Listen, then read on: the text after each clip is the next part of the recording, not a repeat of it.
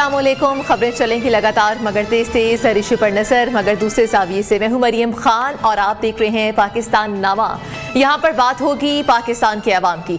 हम पहुंचाएंगे आपकी आवाज इक्तदार के ऐवानों तक। समाज के मसाइल पर बात होगी, अदालतों की खबर आपको देंगे, जुर्म कहानी सुनाएंगे, शहर शहर गांव गांव का अहवाल भी आपको बताएंगे। खेल के मैदान में क्या कुछ हो रहा है और मौसम का हाल बताने वाले क्या कहते हैं। नाज़रीन ये भी आपको बताएं, नाज़रीन यहाँ पर आपको बताएं आज की अहम खबरों के हवाले से। और बड़ी खबरों में क्या है, अल-अज़ीज़िया स्टील मिल्स रेफरेंस में नवाज शरीफ की सजा मौतली की अपील पर समाअत जारी है। अपील को मेरिट पर सुनाया जाए, इस्लामाबाद हाई कोर्ट का फैसला आ चुका है। इसके अलावा कराची से आपको बताएंगे कि कराची में आतिशबाजी का एक और वाकया और 5 जाने ले गया। क्या जिम्मेदारों को सजा मिल सकेगी, सवालात उठने लगे हैं। और सरमायाकारों का एतमाद बहाल हो चुका है। पाकिस्तान स्टॉक मार्केट में रिकॉर्ड तेजी, 100 इंडेक्स बुलंदियों को छूने लगा है। तो इस्लामाबाद हाई कोर्ट का अल-अज़ीज़िया रेफरेंस पर अपील मेरिट पर सुनने का फैसला। नैब ने नवाज शरीफ की सजा कलअदम करार देने की इस्तदा की। नैब प्रोसिक्यूटर ने इस्तदा की कि अदालत सजा कलअदम करार देकर रिमांड बैक करे। अदालत ने नैब की जानिब से अल-अज़ीज़िया रेफरेंस दोबारा समाअत के लिए एहतसाब अदालत भिजवाने की इस्तदा मुस्तरद कर दी है। इसी पर बात करने के लिए हमारे साथ मौजूद है ब्यूरो चीफ इस्लामाबाद जावेद बलोच और नुमाइंदा नियो न्यूज़ तौसीफ अब्बासी।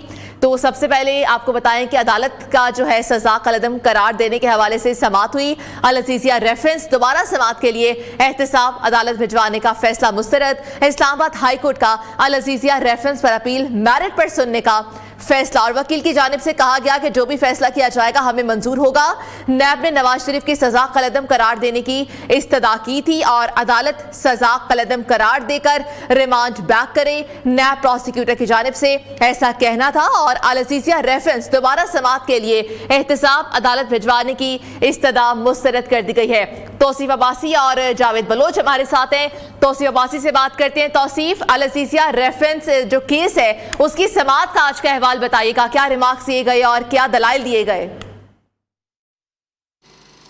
जी, इस्लामाबाद हाई कोर्ट में साबिक वज़ीर-ए-आज़म नवाज शरीफ की अल-अज़ीज़िया रेफरेंस के हवाले से जो एहतसाब अदालत की तरफ से 2018 में 7 साल की सज़ा सुनाई गई थी और जुर्माना तकरीबन 25 मिलियन पाउंड का जुर्माना उस सज़ा में सुनाया गया था। उसके खिलाफ जो अपील थी यहाँ पे आज उसकी समाअत जारी है। उस समाअत के आगाज़ में साबिक वज़ीर-ए-आज़म के जो कौंसल हैं अमजद परवेज़, उन्होंने दलाइल ये अपनाए कि सुप्रीम कोर्ट ऑफ पाकिस्तान के हुक्म की रोशनी में ये रेफरेंस बनाए गए थे। सुप्रीम कोर्ट ऑफ पाकिस्तान के हुक्म की रोशनी में नैब ने आमदन से ज़ायद असासों पर ये रेफरेंस बनाए। ये 3 अलग अलग रेफरेंस बना दिए गए, जबकि सुप्रीम कोर्ट का हुक्म एक ही था, जिसके ऊपर उन्होंने कहा कि इस 3 रेफरेंस में एक रेफरेंस में साबिक वज़ीर-ए-आज़म और उनकी जो औलाद है उसको जो है वो बरी करार दे दिया गया था, जबकि 2 रेफरेंस इस पर जारी रहे, जिस पर दौरान समाअत एहतसाब अदालत ने ये भी कहा था कि ये जो केसेस हैं ये सुनने तो अलग जा रहे हैं लेकिन इस पर फैसला इकट्ठा सुनाया जाएगा। साबिक वज़ीर-ए-आज़म के वकील ने यह भी कहा कि ये इस केस में साबिक वज़ीर-ए-आज़म की जो औलाद है उसके ऊपर ये प्रोसिक्यूशन ये साबित करने में नाकाम रही है कि ये जो औलाद है ये साबिक वज़ीर-ए-आज़म के ज़ेर कफ़ालत थी। और साबिक वज़ीर-ए-आज़म जो हैं वो 1999 से लेकर 2013 तक पब्लिक ऑफिस होल्डर भी नहीं थे। इस सारे दौरानिए में उनके ऊपर ये इल्ज़ाम लगाना कि वो पब्लिक ऑफिस होल्डर थे और उनके ऊपर ये आमदन से ज़्यादा असाजात बनाने का इल्ज़ाम जो था वो कतई जो है दुरुस्त नहीं था। अदालत आलिया ने इस मौके पर जो है साबिक वज़ीर-ए-आज़म के कौंसल से ये कहा कि हम सुप्रीम कोर्ट ऑफ पाकिस्तान के फैसले की रोशनी में इस केस पे 3 किस्म के ऑप्शन इस्तेमाल कर सकते हैं। या तो ये जो आपकी अपीलें हैं इनको जो है खारिज करार दे दिया जाए, या इन अपीलों को मंजूर करके साबिक वज़ीर-ए-आज़म नवाज शरीफ को बरी करार दे दिया जाए, या फिर इन अपीलों को मंजूर करते हुए ये जो केसेस हैं ये जो अपीलें हैं इनको रिमांड बैक कर दिया जाए एहतसाब अदालत को और एहतसाब अदालत को हिदायत दी जाए कि वो इस केस को दोबारा मेरिट्स पे सुने। जिस पे साबिक वज़ीर-ए-आज़म के कौंसल्स ने यह मौक़िफ़ अपनाया कि अदालत आलिया चूँकि इससे मुतल्लिक 2 दीगर केसेस भी सुन चुकी है जिनमें एवन फील्ड रेफरेंस और फ्लैगशिप रेफरेंस था, और उन्होंने अदालत से सजा की कि वो जो अल-अज़ीज़िया रेफरेंस जो है उसको भी वही सुने। अदालत आलिया ने इस मौके पर यह फैसला किया कि जबकि नायब प्रोसिक्यूटर ने इस मौके पर यह मौक़िफ़ अपनाया कि अदालत इस मामले पर जो रेफरेंस एहतसाब अदालत की जो सज़ा थी उसको कलअदम करार दे और ये मामला दोबारा मेरिट पे सुनने के लिए एहतसाब अदालत को वापस रिमांड बैक कर दिया जाए। ठीक है, तो हमारे साथ यहाँ मौजूद रहेगा, हमारे ज्वाइन किया है जावेद बलोच भी हैं, इस्लामाबाद की ब्यूरो चीफ। जावेद बलोच, अल-असीसिया रेफरेंस नवाज शरीफ की सियासत पर किस हद तक नजरअंदाज हो सकता है, कितना इम्पैक्ट पड़ सकता है, और क्या इलेक्शन आने वाले जो इलेक्शंस हैं क्या उसके ऊपर इम्पैक्ट पड़ेगा अगर इसका जो रेफरेंस का फैसला आता है तो? देखें मरियम, ये आखिरी केस है नवाज शरीफ का जिसका फैसला होना बाकी है। 3 रेफरेंस से पहले 2 रेफरेंस का फैसला आ चुका, उसमें वो बरी हो चुके और अब ये आखिरी जो रेफरेंस है उसका फैसला होना बाकी है। तो जो मेरिट पर फैसला करने का फैसला किया गया है इस्लामाबाद हाई कोर्ट की तरफ से, वो इसी तरह है कि जो टेक्निकल ग्राउंड्स हैं, जो पहले ये केस चलता रहा और उसमें गवाहान कितने पेश हुए, उन गवाहान की रोशनी में जो है वो क्या आगे केस चला था, जज अशर मलिक मरहूम जो है उन्होंने क्या फैसला किया था। तो ये वो चीज़ें हैं जिसमें अब भी ड्यूरिंग रिमार्क्स ये चीज़ सामने आई कि जो 21 गवाहान थे उनमें से अक्सर ऐसे गवाह थे जिन्होंने सिर्फ रिकॉर्ड पेश किया, जो बैंक से मुतल्लिका लोग थे वो पेश हुए थे और उन्होंने अपना रिकॉर्ड पेश किया था। कोई ऐनी शाहिद नहीं था, कोई ऐसा गवाह नहीं था जिसने खुद ये जो क्राइम है या जो इल्ज़ाम है उसने देखा हो या उसका कोई ऐनी शाहिद हो। तो ये वो ग्राउंड्स हैं जिस पर नवाज शरीफ के वकील जो है वो दलाइल दे रहे हैं और इस्लामाबाद हाई कोर्ट को मुतमईन करने की कोशिश कर रहे हैं कि ये फैसला जो हुआ था वो गलत था। तो अब जबकि ये फैसला हो रहा है कि मेरिट पर इसको देखा जाएगा, रिमांड बैक नहीं किया गया और इस्लामाबाद हाई कोर्ट ही देखेगी, तो यही कोर्ट जो है, यही इस्लामाबाद हाई कोर्ट पहले 2 जो रेफरेंस थे उन्हें उड़ा चुकी है और उसमें नवाज शरीफ बरी हो चुके हैं। अब जबकि ये तीसरा फैसला आएगा तो फिर जाहिर बात है जब इलेक्शन करीब है और इलेक्शन में नवाज शरीफ ने हिस्सा भी लेना है, तो ये वाइड रेफरेंस है जो मेन हर्डल है नवाज शरीफ की इलेक्शन में हिस्सा लेने के उससे मुतल्लिक। तो अगर इसका फैसला आता है और जो लग रहा है कि आइंदा कुछ हफ्ते में इसका फैसला हो जाएगा, क्योंकि जो जिस नैब ने रेफरेंस जाहिर किया है वही नहीं चाह रहा कि ये रेफरेंस आगे चले या नैब के जो दलाइल हैं वो सामने दिखें, तो उससे ये लग रहा है कि ये रेफरेंस जो है वो सही नहीं बना था, इस पे मेरिट पर जो है वो नहीं बना था। तो पहले जो सजाएं हुई उसको अगर देखा जाए या पहले जो अच्छा, तो क्या नैब रेफरेंस वापस भी लेना चाहता है ये वाला? देखिए मरियम, जब पहले जो रेफरेंस है उनमें भी नैब ने ये कहा कि नैब मजीद कार्रवाई नहीं करना चाहता, इनमें जो शवाहिद थे वो नहीं मिले और जो चीज़ें रिक्वायर्ड थी नैब को वो नहीं जो है वो मिल सकी। तो इसलिए क्योंकि नैब का काम सिर्फ रेफरेंस, बिल्कुल आपने सही कहा कि जो रेफरेंस में चीज़ें रिक्वायर्ड थी वो नैब को नहीं मिली और अब देखना यह है कि इसका फैसला कब आता है और नवाज शरीफ की सियासत पर किस हद तक असरअंदाज करता है। जावेद बलोच ब्यूरो इस्लामाबाद हमें अपडेट कर इसका तौसीफ अब्बासी हमें अपडेट कर रहे थे। एक ब्रेक शामिल कर लेते हैं।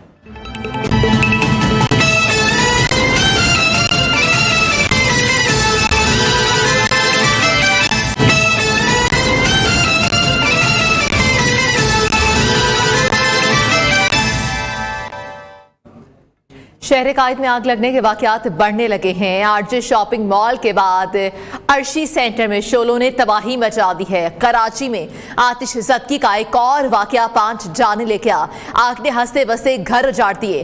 ताजिरों को करोड़ों रुपए का नुकसान हुआ। इमारत जलकर खंडर बन गई। सिंध बिल्डिंग कंट्रोल अथॉरिटी ने मुतासिरा इमारत को सील कर दिया। आतिश ज़दगी से 5 अफराद की मौत का जिम्मेदार कौन है? क्या अर्शी सेंटर में आग बुझाने के आलात मौजूद थे? फायर ब्रिगेड का अमला इत्तला मिलने के बावजूद ताखीर से क्यों पहुंचा? सवालात उठना शुरू हो चुके हैं। शहर कायद में आग लगने के वाकयात दिन ब दिन बढ़ने लगे हैं।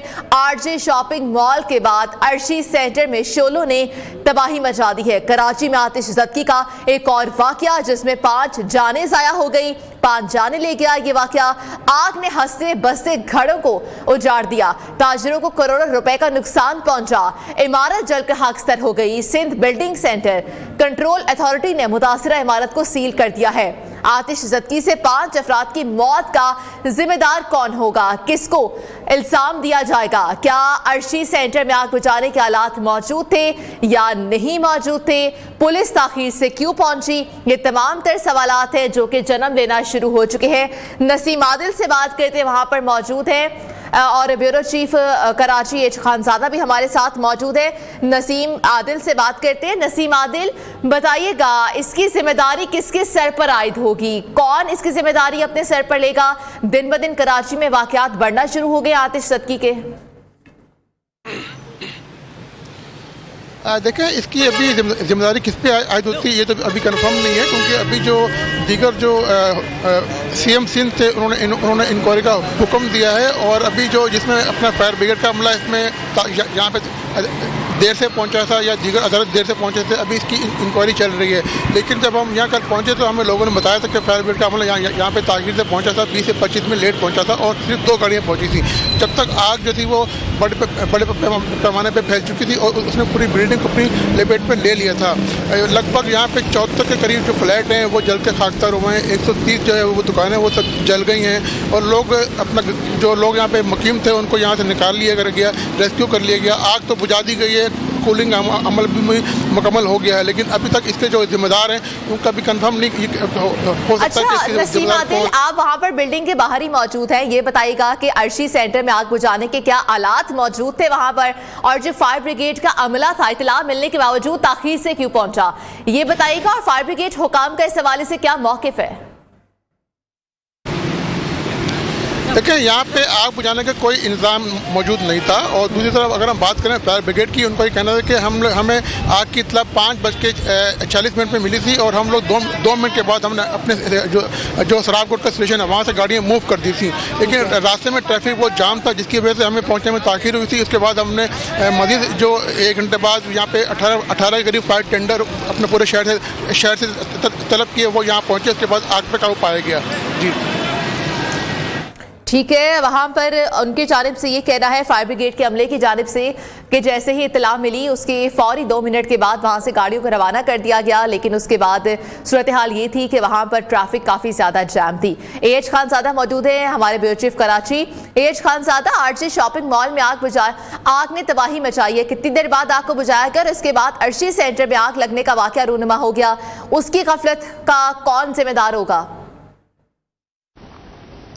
देखिए जी, ये जो पूरी दुनिया में और पूरे तरक्की पजीर और तरक्की याफ्ता ममालिक में आग लगने के वाक़यात रूनुमा होते हैं, और सर्द मौसम में ख़ास तौर पर आग लगने के वाक़यात पूरी दुनिया में होते हैं। ये कोई अचंबा और अनोखा वाक़या नहीं है, लेकिन अगर आग बुझाने के, देखिए मेरी पूरी बात सुनिए ना, कि अगर आग बुझाने के आलात मौजूद हों, फायर कंजर्वेंसी प्लान मौजूद हो, तो नुकसानात को कम से कम किया जा सकता है। यहाँ हम आरजे शॉपिंग मॉल की जब आग लगी और जिसमें कोई 15 के करीब लोगों की जानें गईं, उस वक्त से और उससे पहले से भी न्यूज़ ये मसले को उठाता रहा है कि कराची फायर ब्रिगेड में 3 तरह के मामलात हैं जिनको ठीक करने की ज़रूरत है। पहला मामला तो ये है कि जब ये बुलंदोबाला इमारत बनाई जाती हैं, हाई राइज बिल्डिंग बनाई जाती हैं, तिजारती और रिहायशी इमारत बनाई जाती हैं, तो यहाँ अमली इक़दामात के लिए, यानी रिहाइश की इजाज़त कौन दे देता है, तिजारती सरगर्मियों की इजाज़त कौन देता है, बग़ैर फायर कंजर्वेंसी प्लान के। मैं दावे से कह सकता हूं कि कराची में सिर्फ 2% इमारत ऐसी हैं कि जहां फायर कंजर्वेंसी प्लान मौजूद है, हंगामी इखराज के रास्ते मौजूद हैं। अल्लाह न करे कोई हंगामी सूरत हाल पेश आ जाए तो कराची की 98% इमारतों में लोग बिल्कुल आपने सही कहा एएच खानजादा कि ऐसे इकदाम ही नहीं किए जाते कि अगर वहां पर आग लग जाए तो उस पर काबू पाया जा सके, प्रिवेंशन ऐसी नहीं होती वहां पर। और दूसरा ये बताएगा कि निगरान वज़ीर आला जो सिंध है उन्होंने इस वाक़े का नोटिस ले लिया था, क्या जो जिम्मेदार है उनका तयन हो सका है, आगे रिपोर्ट क्या तलब की गई या कोई उसके अंदर डेवलपमेंट आई है? मुझे बात करने दीजिए, मैं ये कह रहा हूं कि निगरान वजीर आला ने तो नोटिस लिया, वक्त कुछ कम है तो इसलिए हम चाह रहे हैं आप ब्रीफली उसको हमें बता दें। मैं कह रहा हूं निगरान वजीर आला ने नोटिस लिया, मुंतखिब हुकूमत ने नोटिस क्यों नहीं लिया? जो 15 बरस इस सूबे पर हाकिम रहे, ये उनका काम था। बिल्डिंग कंट्रोल अथॉरिटी की जिम्मेदारी थी कि जब बुलंदोबाला इमारत, तिजारती इमारत, रिहायशी इमारत जब तामीर होने के बाद लोगों तक मुंतकिल हो जाए तो उसमें फायर कंजर्वेंसी प्लान है कि नहीं है, ये बिल्डिंग कंट्रोल अथॉरिटी की जिम्मेदारी थी। वजीर आला जो निगरान वजीर आला है उन्होंने नोटिस लिया है और अब इस पर काम हो रहा है, अब जिम्मेदारी का तयन हो रहा है। भाई जिम्मेदारी का तो तयन हो चुका है, आप जब तक लोगों को इंसाफ के कटहरे में खड़ा नहीं करेंगे, इस किस्म के वाकयात जन्म लेते रहेंगे। हम ये कह रहे हैं कि अर्शी शॉपिंग मॉल में जो वाकया हुआ है उसके नुकसानात को कम किया जा सकता था। हादसा नहीं रोका जा सकता, वक्त करता है परवरिश बरसों, हादसा एकदम नहीं होता। हादसे को आप नहीं रोक सकते, एकदम नहीं ना होता, अमेरिका में ना बरतानिया में। उसके नुकसान को थोड़ा कम किया जा सकता था। आप बिल्कुल दुरुस्त फरमा रहे हैं। बहुत शुक्रिया एज खान ज़ादा हमारे साथ मौजूद है, ब्यूरो चीफ कराची, हमें अपडेट करे थे। इसके अलावा हमारे साथ बाकी भी हमारे नुमाइंदगान नसीम आदिल भी मौजूद थे जो हमें सूरत हाल के हवाले से अपडेट कर रहे थे।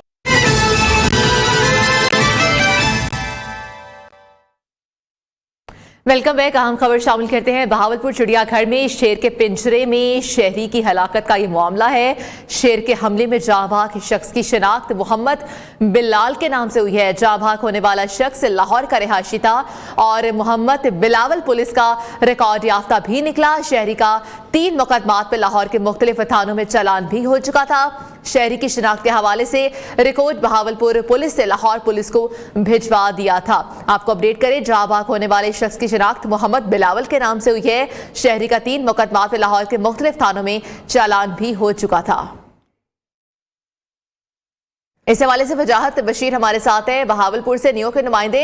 वजाहत बशीर, बताइएगा शहरी की जो शनाख्त हो चुकी है मोहम्मद बिलावल के नाम से, ये शहरी कौन था, इसकी डिटेल्स बताइएगा। और इसके अलावा यही बताइएगा कि ये मालूम हो सका कि वो शहरी दाखिल कैसे हुआ था शेर के पिंजरे में।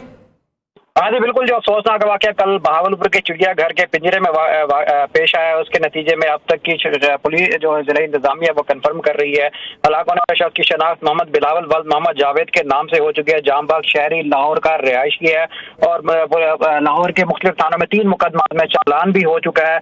शहरी की शनाख्त के हवाले से रिकॉर्ड बहावलपुर पुलिस ने लाहौर पुलिस को भेज दिया है। हलाक शहरी का मुकम्मल पता मकान number 225 block 5 sector 2 green town Lahore से लाहौर का है। इसके साथ से ये भी बता चलोगे कल जिला इंतजामिया थी बहावलपुर की, वो किसी भी किस्म की कोई कंफर्म नहीं कर रही थी कि बंदा कहाँ से आया, किस जराया से आया, और कोई भी डॉक्यूमेंट्स भी कोई नहीं मिल रहे थे, कोई शनाख्ती कार्ड भी नहीं मिल रहा। तो आज कुदरती तौर पर एक नया इस तरह का कार्ड जिला इंतजामिया सामने लिया जिसमें उसको लाहौर के लाहौर का रिहायशी बताया जा रहा है। लेकिन अभी तक ये भी बात कंफर्म नहीं हो सकी क्योंकि चिड़ियाघर के पिंजरे के करीब कोई ऐसा कैमरा भी नहीं लगा हुआ था कि वहां से पता चल सके कि वहां पर शहरी जो है ना किस तरह से पिंजरे में दाखिल हुआ।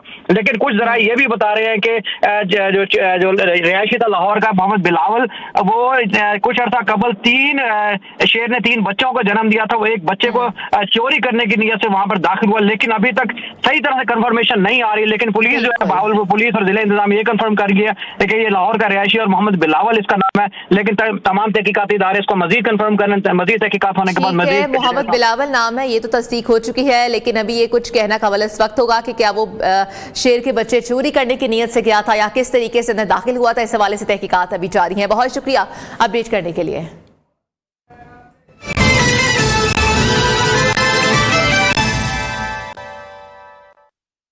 नए चेयरमैन तहरीक इंसाफ से बातचीत के लिए तैयार है रहनुमा नून लीग असमा बुखारी का बड़ा बयान सामने आ गया। कहती है कि 9 मई के वाकयात से लाताल्लुक रहने वालों से हमें कोई मसला नहीं है।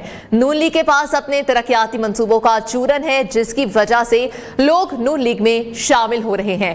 मज़ीद तफसीलात वकास कौरी से जानते हैं जो कि इस वक्त असमा बुखारी के साथ मौजूद है। वकास कौरी, असमा बुखारी क्या कहती हैं, अब नए चेयरमैन से मिलने के लिए तैयार है नून लीग? बिल्कुल, मेरे साथ इस वक्त मौजूद हैं रहनुमा मुस्लिम लीग नून अज़मा बुखारी। और अज़मा, आज दोस्त मज़ारी भी नून लीग में शामिल हुए हैं। ऐसा कौन सा चूरन है नून लीग के पास कि जोक दर जोक लोग नून लीग में आते जा रहे हैं? देखिए, चूरन की बात नहीं है, बात उस कारकर्दगी की है और उस लीडरशिप की क्रेडिबिलिटी की है जो पाकिस्तान को संवारने और बनाने की बात करती है। अब देख लिया, वो तब्दीली का शिकार हुए थे, शायद नए पाकिस्तान के पीछे गए थे और वो नया पाकिस्तान कितना घिनौना और भयानक निकला ये उन्होंने देख लिया। और अब उसके बाद ये जहन में रखिए कि ये सारे लोग जो पीटीआई में गए थे ये पीटीआई के लोग नहीं थे, इनको इलेक्टेबल्स के तौर पर पीटीआई ने जो है वो अपने साथ मिलाया था। लेकिन ये हमारे पुराने इनके साथ हमेशा एक एसोसिएशन रही है, हमारे साथ वो हमारी पार्टी में शामिल भी रहे हैं। सो वो अपने घर वापस आए हैं, ये कह लें आप। सो इसलिए ये उनके हलकों की भी डिमांड है, उनके लोग भी जो है वो पाकिस्तान की बेहतरी और तरक्की चाहते हैं। तो इसलिए नहीं, पीटीआई के वो लोग जो 9 मई के वाक़े में मुलविस नहीं थे, आपकी पार्टी के दरवाजे उनके लिए खुले हैं? जी, मैंने फिर गुजारिश वही करूंगी कि अगर तो वो मुलविस नहीं है और पार्टी को उनकी ज़रूरत है, उनके हलके में हमारे पास मुनासिब कैंडिडेट नहीं है, तो सोचा जा सकता है। आज राना साहब ने भी कहा कि जो चेयरमैन साहब हैं उनकी हम रिस्पेक्ट भी करेंगे, उनसे बात भी करेंगे, और अगर वो पॉलिटिकल पार्टी की आड़ में दहशतगर्द विंग नहीं चलाएंगे तो बिल्कुल उनसे भी बात होगी। आज बिल्कुल अज़मा बुखारी का ये कहना है कि मुस्लिम लीग नून जो है वो नए चेयरमैन तरीके इंसाफ से भी बात करने पे तैयार है, और इसके अलावा उन्होंने आसिफ अली जरदारी से मियां नवाज शरीफ की जल्द मुलाकात का इंदिया भी दिया है। ठीक है वकास कौरी, बहुत शुक्रिया अपडेट करने के लिए। एक ब्रेक शामिल कर लेते हैं।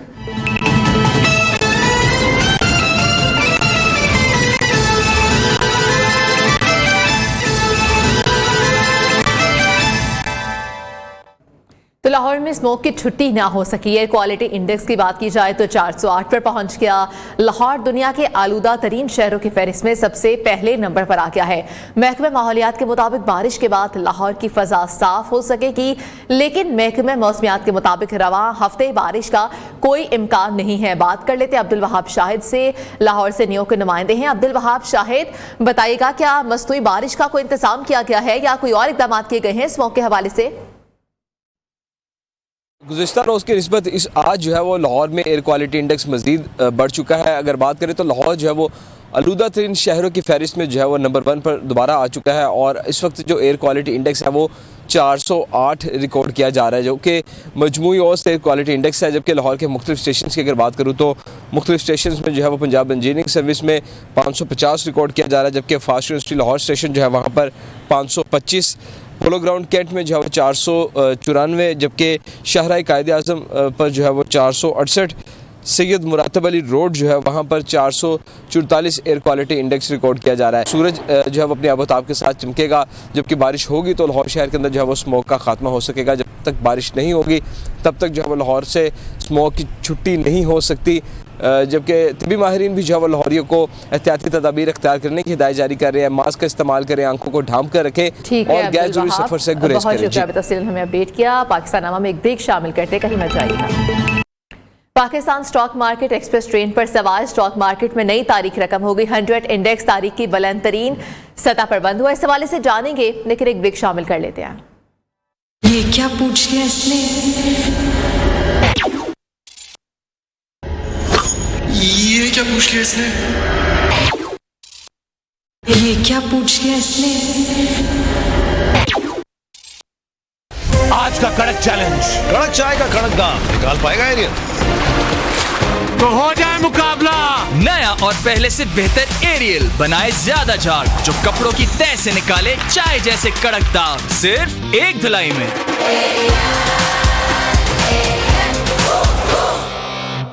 एक माँ ही बनाती है बेटी को सर से मजबूत, जड़ से मजबूत। लाइफ बॉय शैम्पू का मिल्क प्रोटीन और एलोवेरा फॉर्मूला बनाए इसके बालों को मजबूत। लाइफ बॉय शैम्पू, तुम मजबूत हो।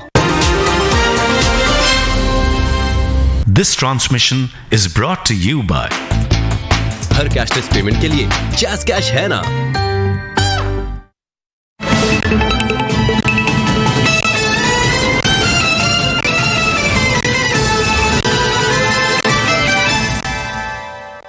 पाकिस्तान नामा में खुशामदीद। तो स्टॉक मार्केट की बात करें तो Pakistan stock market express train पर सवार है।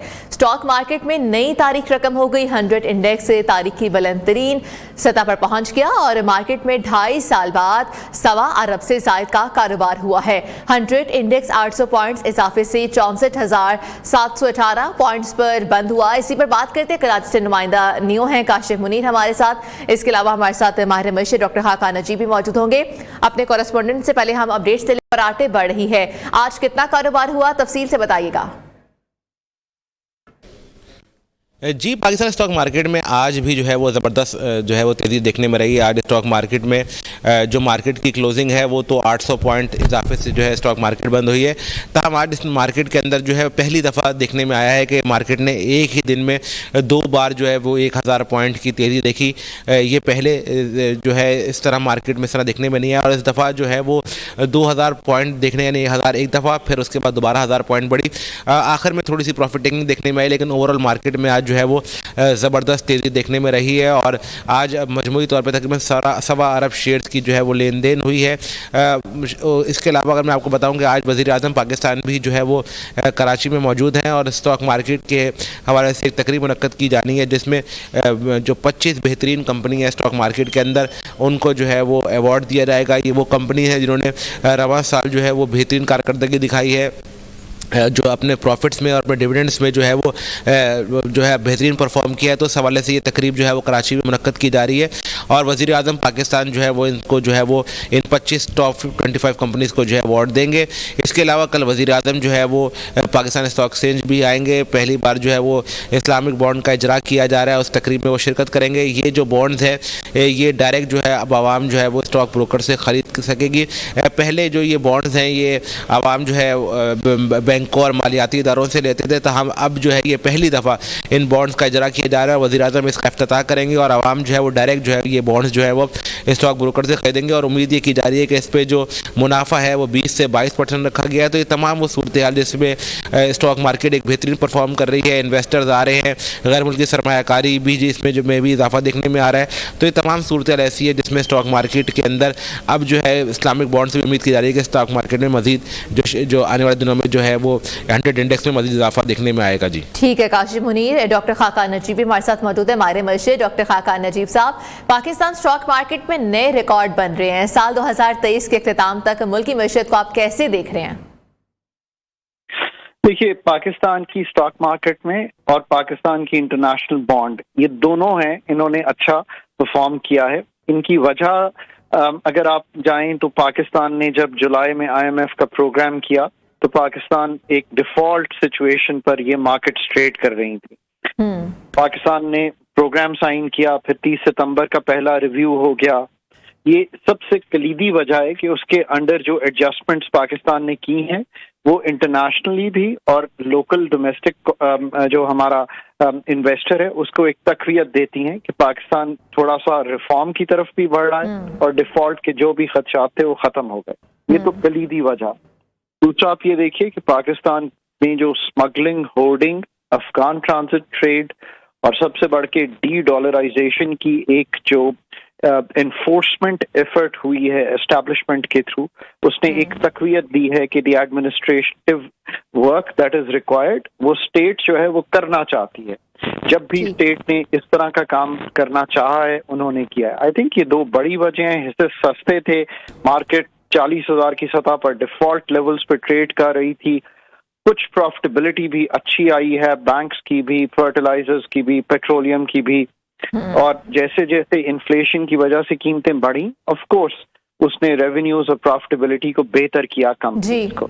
आने वाले दिनों में लेट्स होप कि जो मोमेंटम है वो चलता रहे of the work under the IMF and जो स्मगलिंग और होर्डिंग पे एक एनफोर्समेंट एफर्ट है और कुछ नई इन्वेस्टमेंट्स पाकिस्तान आए ताकि पाकिस्तान आने वाले दिनों में भी इसी रिफॉर्म पर बिल्कुल हम उम्मीद करते हैं आने वाले दिनों में भी यही रिफॉर्म्स देखने को मिले। बहुत शुक्रिया डॉक्टर खाकान नजीब बाहर मैशत हमारे साथ मौजूद थे और हमारे साथ काशिफ मुनीर हमें अपडेट कर रहे थे।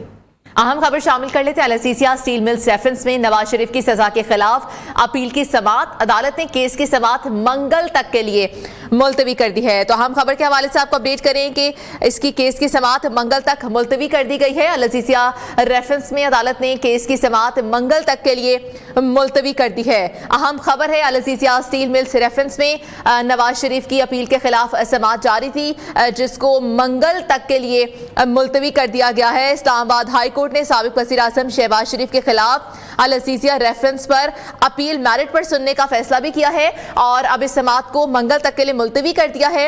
इसके हवाले से आपको बताया कि इस्लामाबाद हाई कोर्ट में अल-असीसिया स्टील मिल्स रेफरेंस और नवाज शरीफ की सजा के खिलाफ अपील पर समाअत चीफ जस्टिस आमिर फारूक और जस्टिस मियां गुल हसन समाअत कर रहे थे। अल-असीसिया रेफरेंस में नवाज शरीफ की सजा बढ़ाने की नैब अपील पर भी समाअत इस्लामाबाद हाई कोर्ट में आज हो रही थी, जिसके बाद अब ये फैसला आया है समाअत के बाद कि मंगल तक इस समाअत को मुलतवी कर दिया गया है। ज़िशान सैयद हमारे नुमाइंदे साथ मौजूद है।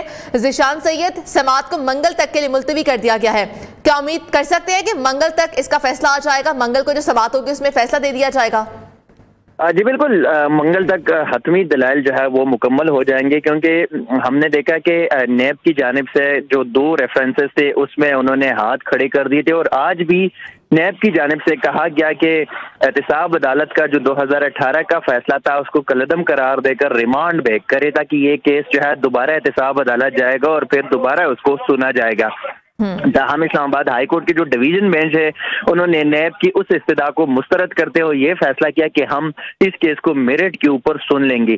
दूसरी जानिब नवाज शरीफ की जानिब से जो मरहूम जज अरशद मलिक के वीडियो स्कैंडल के हवाले से एक दरख्वास्त दायर की गई थी, उस दरख्वास्त से भी आज उनका नैब ने कहा कि उस दरख्वास्त पर भी बहस किया जाए, लेकिन नवाज शरीफ की वकील ने अदालत को बताया कि चूंकि जज अब मरहूम है, वो वफात पा चुके, तो उस पर हम दलाइल नहीं देंगे। जस्टिस मियां गुल हसन औरंगजेब की जानिब से इस केस में रिमार्क्स आए कि अगर आप चाहते हैं कि जज वीडियो स्कैंडल को चलाया जाए तो हम चला लेते हैं। जिस वीडियो के ऊपर ये बहस चल रही थी, इसी वीडियो को यहाँ स्क्रीन पर कमरे अदालत में चला देते हैं। ताहम ऐसा ना हो कि ये बात भी जहन में नशीन कर ले कि ये दो तलवार जो है वो साबित भी हो सकते हैं, जिस पर अमजद परवेज ने कहा कि नहीं, हम उस केस को जो है वो नहीं चलाना चाहते। तो एक लिहाज से वो केस जो है वो जज Arshad Malik video scandal case का जो था वो भी खत्म हो गया। दूसरी जानिब मंगल तक इस केस की समाअत जो है वो मुलतवी कर दी गई और मंगल को अमजद परवेज अपने दलाइल का बाकायदा दोबारा आगाज करेंगे। दोबारा से मंगल को दलाइल का दोबारा से आगाज किया जाएगा। समाअत को मुलतवी कर दिया गया है। बहुत शुक्रिया ज़ीशान सैयद अपडेट करने के लिए। एक ब्रेक शामिल करते हैं।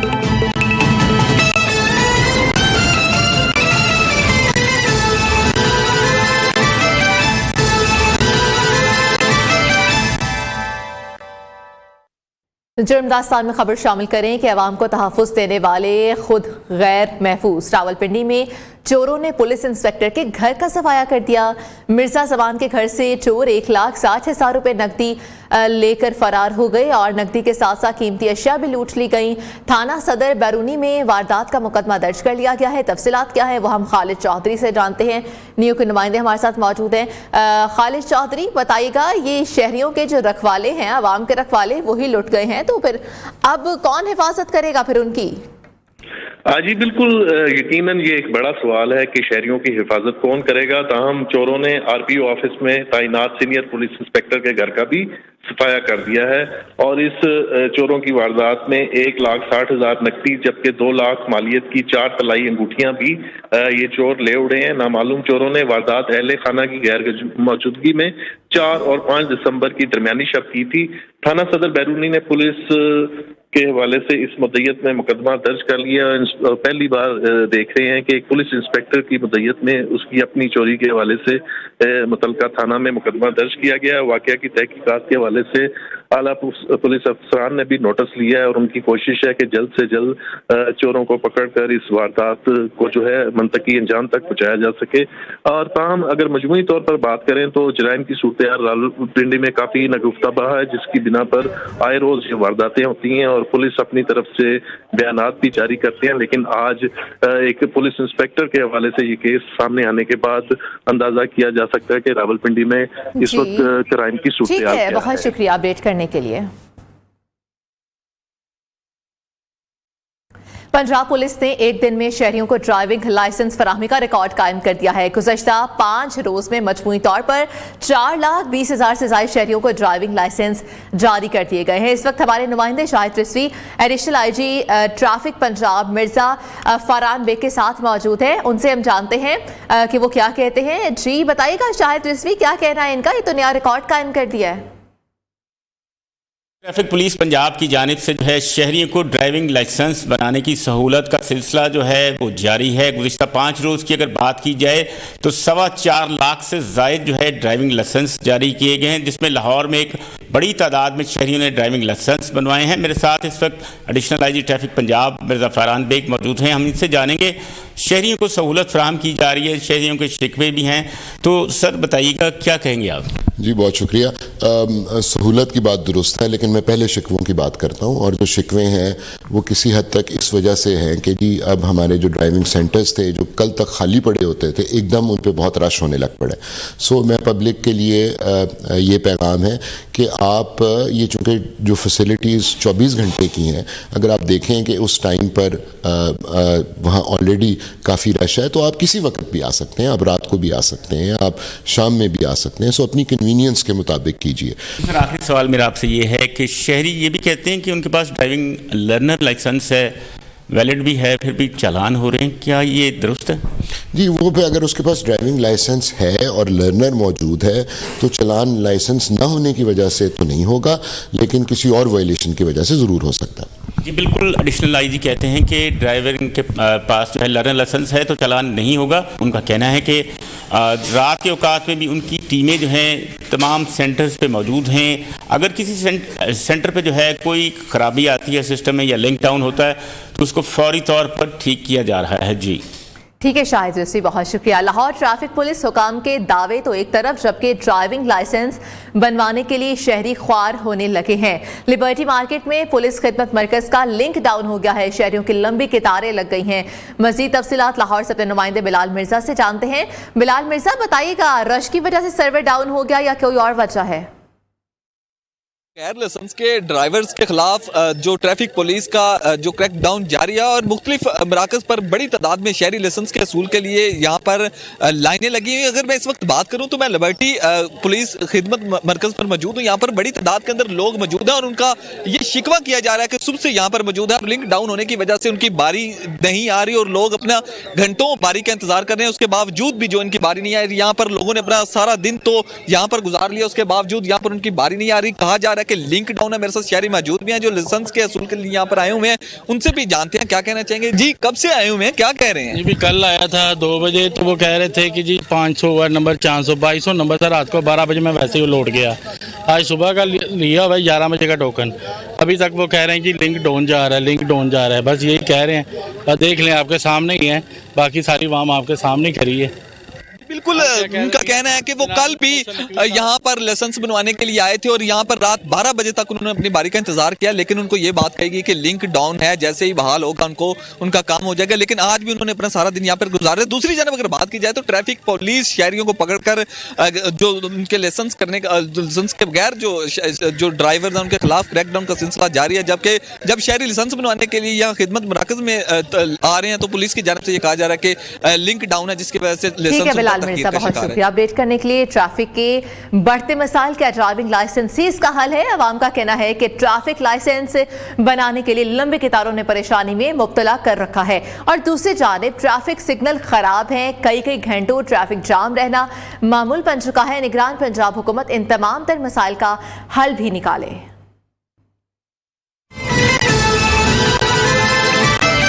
हेलमेट का चालान कर रहे हैं उसी टाइम 2000 रुपये का। सबसे तो पहली बात है ये ज्यादती है गरीब बंदे के साथ। जो इशारे वगैरह हैं जो आजकल आप देख रहे हैं काफ़ी ख़राब हैं, ये ठीक नहीं हो रहे, जिसकी वजह से अवाम बहुत ज़्यादा ट्रैफिक हादसा का शिकार हो रही है। वार्डन अपने खड़े हैं, बच्चे आ रहे हैं स्कूल के, सुबह के लिए वो लेट हो रहे होते हैं, इन्होंने चालान कर देते हैं। ये है कि लर्नर वगैरह उनका यहाँ पे बनाएं। और दूसरी बात ये है कि जब लर्नर बनवाने अगर उनके मरकज़ पे चल जाओ, वहाँ पे जाके इतनी लाइनें लगी हुई हैं, 2-2, 3-3 दिन लग जाते हैं कि बारी ही नहीं आती। कम उम्र चलान की वजह से हमारा चलान कर देते हैं रक्षा वालों का। ये ऐसे चलता रहेगा। ये हुकूमत जो सी ने लूटने आई हुई है और कुछ नहीं है। लाइसेंस ज़रूरी है, लेकिन ट्रैफिक वार्डन जो है ना वो अपनी ड्यूटी पूरी तरह सरअंजाम नहीं देते। ये तो हमारा रोज़ का आना जाना है, हम देखते हैं। अभी आप यहाँ देख लें, यहाँ कोई भी नहीं है। अगले चौक में जाएंगे, वहाँ 10-12 दिन इकट्ठे हुए होंगे गुंडे बन के। लाइसेंस बनना ज़रूरी तो है, पर ये चाहिए ट्रैफिक कंट्रोल करे। देखें ना, अभी इधर कोई जगह पे कोई सार्जेंट नहीं है इस टाइम।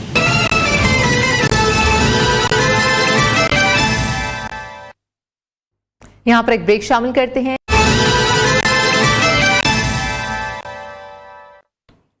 यूनिवर्सिटी ऑफ सरगोदा में शोबे अलूम इस्लामिया के ज़ेर-ए-एहतमाम पंजाब हायर एजुकेशन कमीशन के ताउन से पाकिस्तानी जामियात में बैनुल मज़ाहिब प्रोग्राम्स के मजहबी रवादारी और इफ़ाम तफ़हीम पर असरात के मौजू पर सेमिनार का इनेकाद किया गया है। सेमिनार में director coordination Punjab higher education commission doctor Tanveer Qasim, chairperson सीरत चेयर और ओकाड़ा डॉक्टर अब्दुल गफ़ार, चेयरपर्सन शोबा अलूम इस्लामिया डॉक्टर फरहत नसीम अलवी और दीगर फैकल्टी मेंबरान समेत तलबा और तालिबात की कसीर तादाद ने शिरकत की। सेमिनार से खिताब में डॉक्टर तनवीर कासिम ने कहा कि मुसलमान तमाम मज़ाहिब और आसमानी किताबों के पैरोकारों का एहतराम करते हैं, मगर इस्लामोफोबिया के बढ़ते हुए वाक़यात ने हमें दीगर मज़ाहिब से दूर कर दिया है। इंतहा पसंदाना रवैया और नफरत अंगेज सोच हमें जवाल की तरफ ले जा रही है। ऐसे में बैनुल मज़ाहिब हमआहंगी ही समाजी और माशी तरक्की की सामिन है। सिंध गवर्नमेंट की जानिब से करोड़ों रुपए की लागत से बनाया गया टेक्निकल कॉलेज कई सालों से गैरफाल है। ये टेक्निकल कॉलेज के अंदर तलबा की तरबियत के लिए लगाई गई मशीनें भी नाकारा हो चुकी हैं। मजीद तफसीलात नियो न्यूज़ के नुमाइंदे मोहम्मद अमीन चौहान से जानेंगे। मोहम्मद अमीन, बताइएगा, अंदर लगाई गई मशीनरी भी नाकारा हो चुकी है, क्या तफसीलात हैं? मैं इस वक्त मौजूद हूँ ज़िला नौशहर फ़िरोज़ की तहसील मोरो में, जहाँ पर सिंध गवर्नमेंट की जानिब से 2001 में टेक्निकल कॉलेज का इनेकाद किया गया था, मगर सहूलियात के फुकदान की वजह से बच्चे जो है टेक्निकल तालीम से महरूम हो चुके हैं। हमारी जब बात हुई यहाँ मौजूद तलबा और असातिज़ा से, तो उनका भी यही कहना था कि 2001 में सिंध गवर्नमेंट की जानिब से गवर्नमेंट बॉयज़ हाई स्कूल की बिल्डिंग में जो है ये कॉलेज नस्ब किया गया था। उसके बाद जो है कोई सहूलियात मुयसर नहीं की गई हैं, जबकि शॉर्ट एंड टाइपिंग की मशीनें और ऑटो मशीनें समेत जो है यहाँ पर इलेक्ट्रिक का जो है सामान जो है 2001 के बाद जो है इनको अभी तक जो है मुहैया नहीं किया गया है, जबकि बिल्डिंग भी जो है इस वक्त मुकम्मल तौर पर खस्ता हाल हो चुकी है और जो टेक्निकल चीज़ें हैं उनकी कमी होने की वजह से बच्चे जो हैं बिना सीखे वो सर्टिफिकेट हासिल करके जाते हैं, जिसको जो है रोज़गार में इंतहाई मुश्किलात का सामना करना पड़ रहा है। यहाँ के जो बच्चे हैं उन्होंने सिंध हुकूमत, वज़ीर आला सिंध और दीगर आला हुकाम से दरख्वास्त की है कि फौरी तौर पर मोरो टेक्निकल कॉलेज का नोटिस लिया जाए और उन्हें सहूलियत मुयसर की जाए ताकि वो चीज़ें सीख कर जो है अपना रोज़गार कर सकें। ठीक है, बहुत शुक्रिया। कोयटा में बेनज़ीर इनकम सपोर्ट प्रोग्राम में करप्शन, मुख्तलिफ ईजी पॉइंट्स पर मुस्तहिक खवातीन से 500 से 1000 की कटौती की जा रही। खवातीन का कहना है कि पैसों की फराहमी का कोई बेहतर निज़ाम बनाया जाए ताकि इस ख्वारी से बचा जा सके। मजीद तफसीलात जानते हैं अजीज़ मरी से। अजीज़ मरी, बताइएगा खवातीन की क्या परेशानियाँ, क्या कहती हैं मजीद वो?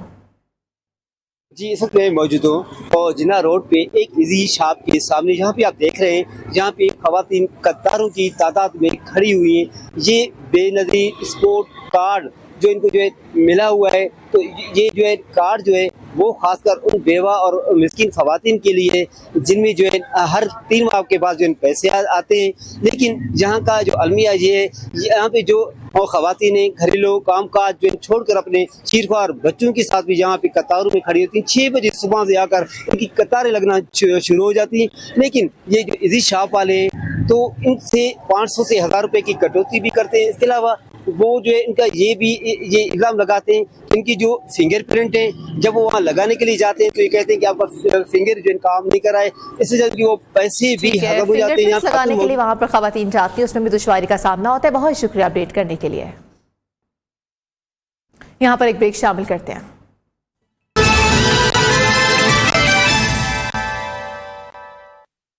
Welcome back. स्टॉक मार्केट में कल से इस्लामी स्कूक बॉन्ड्स की नीलामी होगी। शहरी स्टॉक मार्केट में ब्रोकर्स के जरिए इस्लामी स्कूक बॉन्ड्स खरीद सकेंगे। पहले स्कूक बॉन्ड्स की नीलामी बैंकों के जरिए मालियाती दारों और बड़े इन्वेस्टर्स को की जाती थी। हुकूमत का 70 दिन में स्कूक बॉन्ड्स फरोख्त करके 90 अरब रुपए कर्जा लेने का तखमीना लगाया गया है, जबकि हुकूमत स्कूक बॉन्ड्स के खरीदारों को 20 से 22% मुनाफा भी दे सकती है। बात कर लेते हैं काशिफ मुनीर से।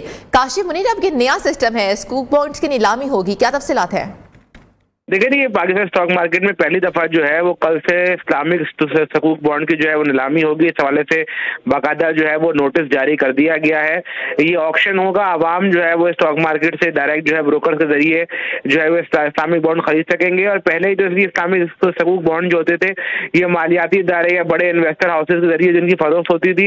हुकूमत से उम्मीद लगाई बैठी है कि इससे तकरीबन 90 अरब रुपए जो है वो इकट्ठे होंगे, तखमीना लगाया गया है। और इस पर जो शरह मुनाफा रखा गया है खरीदारों के लिए 20 से 22% तक रखा गया है। वज़ीर आज़म पाकिस्तान जो है वो कल स्टॉक मार्केट में सकूक बॉन्ड की जो ट्रेडिंग है उसका इफ्तिताह करेंगे। काशिफ मुनीर, बहुत शुक्रिया अपडेट करने के लिए। आगे बढ़ते बात करें Punjab cooperative board of liquidation के मुलाजिमीन की मुजरिमाना गफलत सामने आ गई है। Punjab cooperative board of liquidation ने अहम तरीन रिकॉर्ड नैब लाहौर में ही छोड़ दिया। अहम तरीन रिकॉर्ड की वापसी के लिए नैब ने बार बार रजू किया था, लेकिन मुलाजिमीन रिकॉर्ड वसूल करने ही ना आए। नैब लाहौर ने Punjab cooperative board of liquidation के चेयरमैन को मुरासला भेरसाल कर दिया है। थर पार्कर के कदीमी स्कूल हाई स्कूल बॉयज मिट्टी के 111वीं सालगिरह के मौके पर स्कूल इंतजामिया की जानिब से तकरीब का एहतमाम किया गया। तलबा ने साइंस के मॉडल्स बनाकर नुमाइश के लिए पेश किए। तकरीब में साबिक वज़ीर मुमलिकत डॉक्टर महेश कुमार ने भरपूर शिरकत की। मज़ीद तफसीलात थर पार्कर से मरियम सदीका बताएंगी। जी मरियम। थरपारकर के कदीम स्कूल का जो है आज जो है सालगिरह मनाई जा रही है। इस वक्त मैं government high school boys high school मिठी में मौजूद हूँ और यहाँ पर जो है इस स्कूल की सालगिरह मनाई जा रही है और ये जो सालगिरह 111 साल हो चुके हैं इस स्कूल को बने हुए और इस स्कूल से बड़े बड़े तालीमदान यहाँ से जो है तालीम हासिल करके बड़े ओहदों पर पहुँचे हैं। आज जो इस सालगिरह यहाँ पर मनाई जा रही है तो इस हवाले से जो है यहाँ पर साइंसी स्टॉल भी लगाए गए हैं और इस स्टॉल में जो है बच्चों ने बड़े खूबसूरत साइंसी स्टॉल लगाए हैं जिसमें मुख्तलिफ किस्म के स्टॉल लगाए गए हैं जो देखने वालों के लिए दिलचस्पी का बास बन चुके हैं। और यहाँ पर जो है एक बच्चे ने जो तोप बनाया है उसका बाकायदा उसको चलाकर जब महसूस किया जा रहा है तो बाकायदा ऐसा महसूस होता है कि जैसे कि सच में तोप यहाँ पर लाई गई है। उसके अलावा जो है इस प्रोग्राम के अंदर जो है थरपारकर के जो तालीमदान है उन्होंने भी शिरकत की है, मुख्तलिफ प्राइवेट स्कूलों ने सरकारी स्कूलों ने भी इसमें शिरकत की है। उसके अलावा जो है पीपल्स पार्टी के अहम रहनुमा हैं उन्होंने भी इसमें शिरकत की है और इस स्कूल में जो है तकरीरी मुकाबले भी किए जा रहे हैं। और इसके अलावा जो है अपडेट किया सूरत हाल के हवाले से। आगे बढ़ते हुए सर्दी की शिद्दत में इजाफा होते ही पसरूर में मछली की मांग में इजाफा हो गया और फ्राई फिश के स्टॉल्स पर लोगों का रश देखने में आ रहा है। पसरूर से रिपोर्ट करेंगे हसन रजा। खाओ और सर्दी भगाओ। पसरूर के शहरियों ने सर्दी से बचने का हल ढूंढ लिया। शाम होते ही पसरूर के मुख्तलिफ बाजारों में मछली की दुकानों पर शहरियों का रश दिखाई देता है। कोई वही मछली खाकर लुत्फअंदोज होता है और कोई घर में पैक करवा कर ले जाता है। शहरियों का कहना है कि मछली खाने से सर्दी कम महसूस होती है। सेहत के लिए भी मछली बहुत मुफीद है। शदीद सर्दी में मछली खाने का अपना ही मजा है। सरसों के तेल में जो है इसको फ्राई किया जाता है और ताज़ा रोटी जो है साथ वो भी देसी गंदम की हम जो है एंजॉय करेंगे। दूसरी जानिब बारबेक्यू की दुकानों पर भी रश कम नहीं है। बारबेक्यू वैसे तो पूरा साल चलता है लेकिन सर्दी के चंद महीने लोग इसके खूब मजे लेते हैं। शहरियों का कहना है मौसम सरमा थोड़े अरसे के लिए आता है इसलिए मछली और बारबेक्यू जी भरकर खाते हैं। Hasan Raza, new news, Pasrur. पाकिस्तान नामा से आज के लिए इजाजत दीजिए। अल्लाह हाफिज।